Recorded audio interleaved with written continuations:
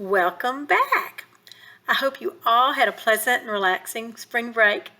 I'm sure that in many cases there was disappointment over altered plans such as canceled trips, missed outings with friends and family, or the inability to go to the movies or to the malls like most young people like to do over their holidays.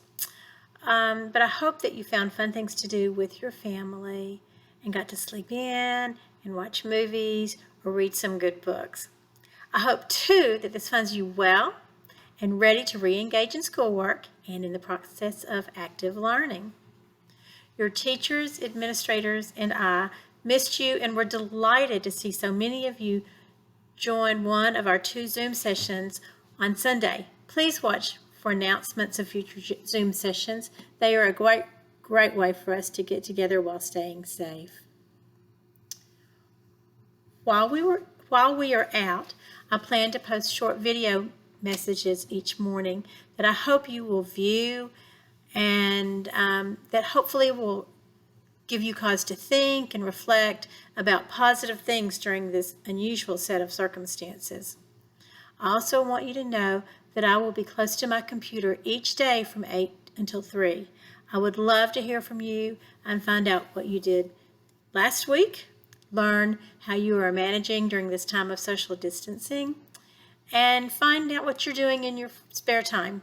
My email address is martha.christie@lrsd.org, and depending upon your preference, I can either write you back, call you if you leave me your phone number, or we can arrange a Skype, a Zoom, or a FaceTime chat. I do want to hear from you.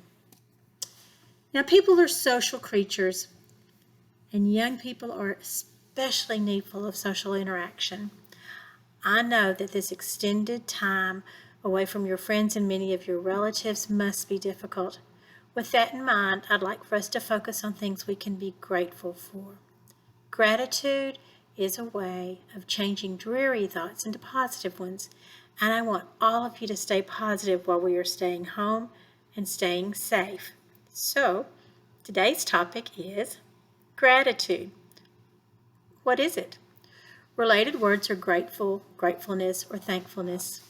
Gratitude is the quality of being thankful, the readiness to show appreciation for and to return kindness. We think about being grateful or thankful around Thanksgiving each November, but do you include thoughts of gratitude each and every day? I'd like to encourage you to focus on being grateful right now for all that we do have, and to try not to stress or be angry about having to be at home or about missing out on an event and about all the things that you can't do right now. We are not the first to be confined to home during an unusual set of circumstances. Many years ago, there was a young girl, one among many actually, who had to really self-isolate, so different from what we're having to do. She and her family went into hiding with the hope of avoiding being sent to a concentration camp. The girl was Anne Frank, and she lived in Amsterdam during a time when Hitler and his regime were arresting Jews all over Europe in an attempt to eliminate the entire race. She was born in Germany, but moved to the Netherlands for her father's work, and he moved there because he thought that they would be safer, since it was already clear that Jews were in great danger in Germany. Anne had just turned 13 when her family went into hiding, not just self-isolation, but true hiding. They weren't taking precautions to avoid a virus that would only infect them if they came into contact with it. They were instead fearful of being hunted down by the Nazis and then taken to a concentration camp, which would most certainly mean death. So, with her family and others, Anne went into hiding in a small attic where they had to be silent all day and where food was limited. She wasn't even in her own home. She wasn't even surrounded by her own things. She didn't have access to a phone. She couldn't write letters to her friends. She couldn't text, obviously. She couldn't send tweets. Yet she found things to be grateful for each day and spent her time in isolation choosing to be positive and writing her thoughts down in a diary. Her father later published her diary, and we know it as the Diary of Anne Frank. Anne is a perfect example of what I've said before. We all have a choice in how we relate to things. Many of you have heard me say, we can't control what other people say or what other people do. All we can control is our own attitude.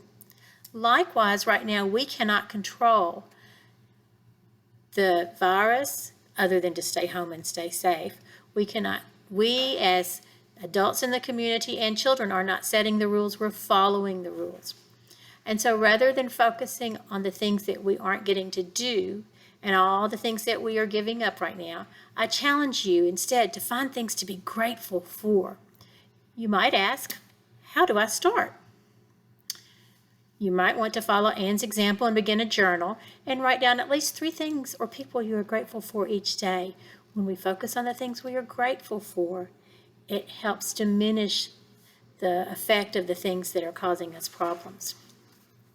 You could send a note or a text message to someone you haven't seen in a while and tell them why they're special to you.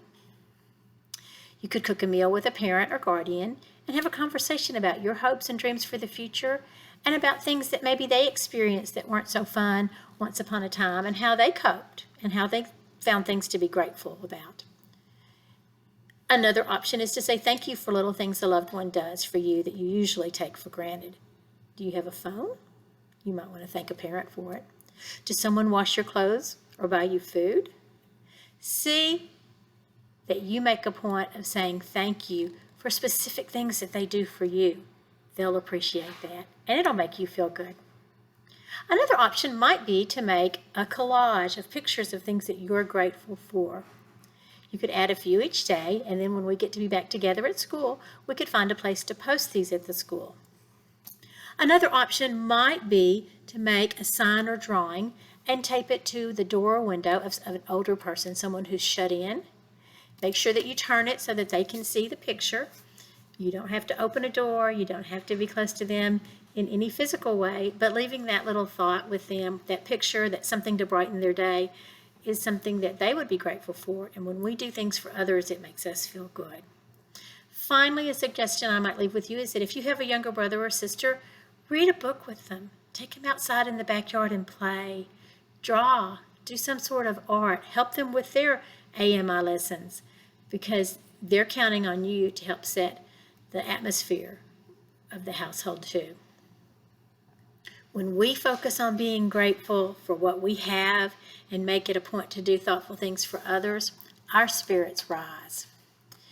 If you get on the internet and check, many people have been quoted for their comments on gratitude. Germany Kent, who's an American print broadcast journalist and who wrote the Hope Handbook series, said, "It's a funny thing about life. Once you begin to take note of the things you're grateful for, you begin to lose sight of the things that you lack." John F. Kennedy, who was president when I was a very little girl, said, "We must find time to stop and thank people who make a difference in our lives." For you, is that a teacher, a parent, a close relative, or a friend? Breve Brown, who is a professor at the Graduate College of Social Work in Houston, said, "What separates privilege from entitlement is gratitude." Do you show your parents and the other adults in your life that you are grateful for what they do for you? And finally, a quote from someone who lived a long time ago, who was very active in the suffrage movement, was also active in the temperance movement. Hannah Smith said, "The soul that gives thanks can find comfort in everything. The soul that complains can find comfort in nothing." So as you continue with AMI and a prolonged absence from school, I encourage you to find something to be grateful for each and every day. I know that I am grateful for you, and I'm very grateful to be a part of your Forest Heights family. I miss you. I'm thinking about you all. Go Eagles!